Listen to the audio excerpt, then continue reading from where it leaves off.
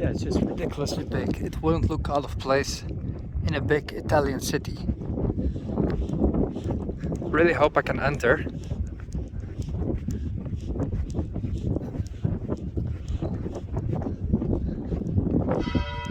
Wow.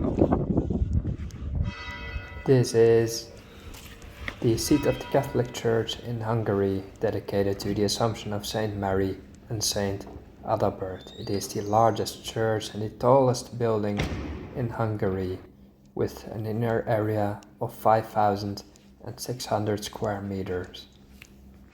It is 118 meters long and 49 meters wide. Its dome, forming a semi-sphere, is situated in the middle. It has 12 windows and a height of 71.5 meters. It makes it one of the tallest domes in the world. And if you get down to the crypt of the church and want to go from there all the way up to the dome, it is 400 steps of stairs. You'll see the crypt in a bit. Impressive, although not extremely richly decorated. It looks pretty neat. Could be about the size of St. Paul's Cathedral in London. A bit smaller perhaps, but very cool nonetheless. The chapel of this church is made by Italian masters between 1506 and 1507, made out of red marble. Its walls are adorned with Tuscan Renaissance motifs. It is the most precious remaining example of Renaissance art in Hungary. The building of the present church took place in the foundation of several earlier churches. There have been 7 altogether on this hill that's very famous in Hungarian history and has shaped the country to where it is nowadays. The first church was built by Stephen I of Hungary between 1001 and 1010 as the original St. Adalbert Church. It was the first cathedral in Hungary, which was burned down at the end of the 12th century. It was rebuilt, however, and even survived the Mongol invasion of Hungary. In 1304, Wenceslaus III, a probable candidate for the Hungarian throne, sacked the castle and the church. It was repaired in the following years, and the archbishops of the 14th and 15th century made the church even more ornate and added a huge library, the second most significant one in the country. It was ruined once again under Turkish rule in 1543, and then in 1820 the archdiocese was restored, and Archbishop Sander Rudnay decided to restore Esztergom status as the mother church of the country. The church maintains the relics of the Catholic martyr and Saint Marco Krizin. The architect of the modern-day church was Paul Kunel, and the lead contractor was Janos Bak. The foundation stone was laid and work began in 1822. The Bakos chapel was carefully disassembled into about 1,600 pieces and was moved many meters away from its original location and attached to the new basilica. In 1838, Bak was murdered, so Josef Hild was placed in charge of the construction. He completed it in a classicist style. The huge crypt is built in old Egyptian style in the year 1831.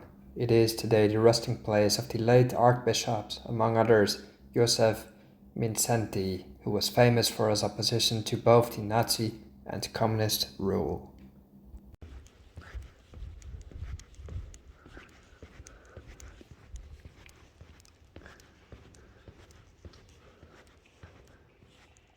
Look at this now, wow. Place of historical significance, that's for sure. The dome of the Esztergom Basilica is actually on number 15 of the largest, or let's say tallest, domes of the world.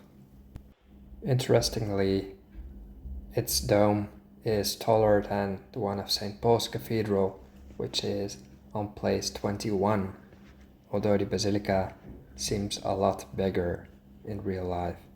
That might be because of the murals on the ceiling. Halfway up the dome, this basilica was built in the 19th century. Before that, there was a cathedral as well on the castle hill, but the Ottomans came to here, and most of it was destroyed. That gave the chance for the construction of a new gigantic dome, which we see today. Getting dizzy. And here's the view on Slovakia once more, from the highest point I can show you today. Danube reaching west towards Austria, and here's the town. Has a lot of churches actually here, Esztergom. Quite a pretty place. I like the green hills, it looks quite exotic.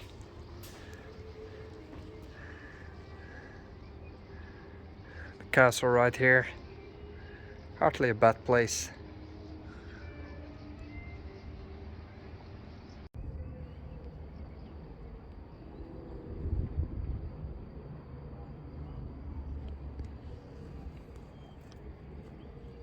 And here's the giant cathedral from the outside.